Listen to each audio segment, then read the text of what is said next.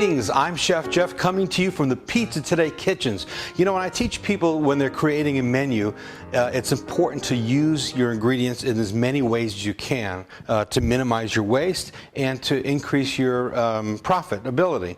So one of the ingredients that we have in our pizza shops that we make almost every day and have plentiful is our pizza dough. And so many times we think that we can only use that for pizza. So today I wanted to share with you some different ways to use your pizza dough.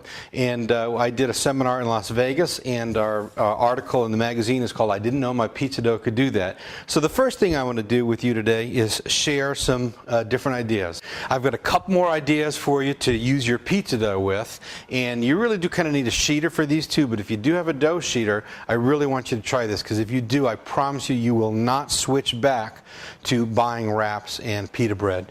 Let's do a wrap first, homemade wraps. Now typically you wouldn't need yeast if you were going to make a dough specifically for wraps, but your pizza dough is perfectly fine to do that with. And you do need plenty of flour with your sheeter, because you're going to just make this thinner and thinner, just like you do when you make pasta. Let me get the sheeter on here. We're going to roll that through a few times. We're going to keep flouring this well and then making it a little bit thinner each time around. The reason it's important to have plenty of flour is because if your dough gets sticky going through the sheeter, it'll just kind of gum up and get stuck to the wheels. So this is about a 4-ounce dough ball that I'm using to make a homemade wrap. And you can see each time I pass it through and make it a little bit wider, just like pasta, it's getting bigger and bigger. Just a dusting of flour. Don't be afraid to have too much flour on it, because you can shake it off. I'm going to make that even thinner. It's just about on 0. And you can see, let me bring this right over to the table. You can see that is very, very, very thin. So let me put that on my peel here.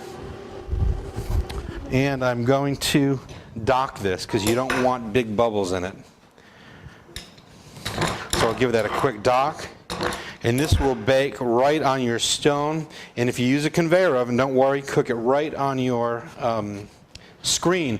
But it's important to push it in the back end, because this only takes about a minute. So if you put it through and your pizza takes 5, by the time it comes out, it'll definitely be burnt.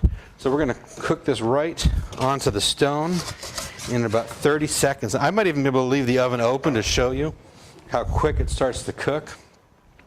In about 30 seconds, I'm going to flip it, and you have a homemade wrap.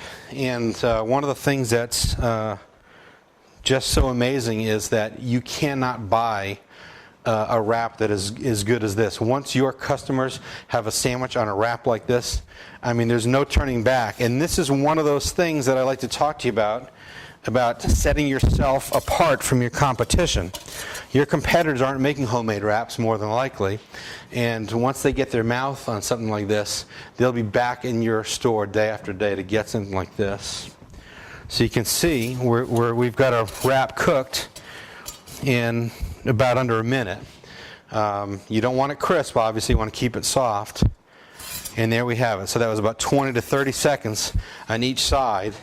Now that is hot, obviously, but that's a homemade wrap, and it will be just amazing. So I really want you to try this. I promise you, if you do, there's no turning back. You will not buy another wrap. Let me roll right into doing some pita bread with you too. Pita bread is a little bit bigger, between 6 to 8 ounces, and we're not going to dock this. We're going to put this through our sheeter again. We're not going to dock this because we actually do want a bubble. We want one bubble, one big bubble. So let's go ahead and we're going to roll this out to about 6 to 7 inches.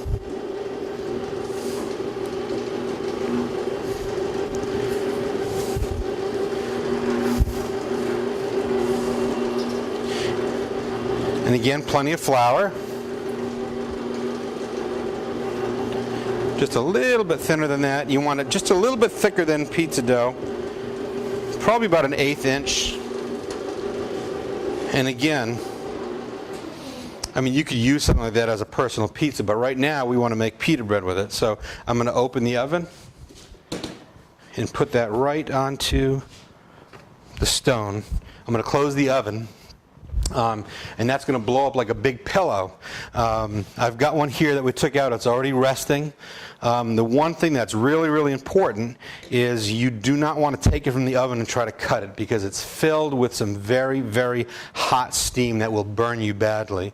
One of the great things with pita bread is obviously you're going to get 2 sandwiches out of 1 pocket. So you can cut that in half, and you've got a great pocket to stuff your sandwiches.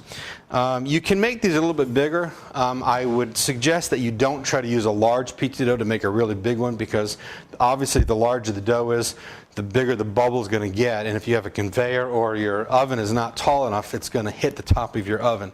So don't attempt to try to make a really big pita bread. But the other thing is, these are great for sandwiches. And one of the other things you can do is, if you want to give them a half a piece, you can. If you want to cut one in half and accompany all of your salads with a piece of fresh pita bread, it's just a great treat. These make both the wraps and the pita pockets are great for vegetarian sandwiches too. You can shove all kinds of veggies and some feta cheese in there with a little Italian dressing.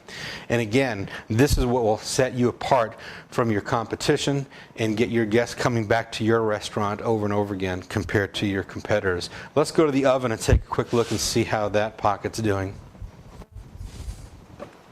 As you can see, it's starting to, it just separates and bubbles up.